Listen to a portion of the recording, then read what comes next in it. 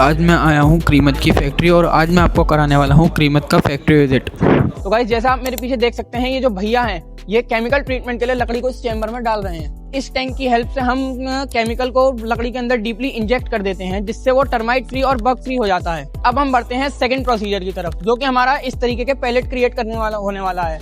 Chemical से निकलने के बाद हम जो है इसके इस तरीके से पैलेट क्रिएट करते हैं। पैलेट बनने के बाद अब ये पैलेट आ जाते हैं इस तरीके के एक चैम्बर के अंदर। इसमें भरने के बाद अब हम इसको कर देंगे बंद। तो प्रोसेस स्टार्ट होगा वो हो लकड़ी को सीजनिंग करने का। सीजनिंग का मतलब होता है वुड के अंदर से एक्स्ट्रा मॉइस्चर को निकालना, जिससे उसमें कोई भी बैंड या क्रैक ना पड़े।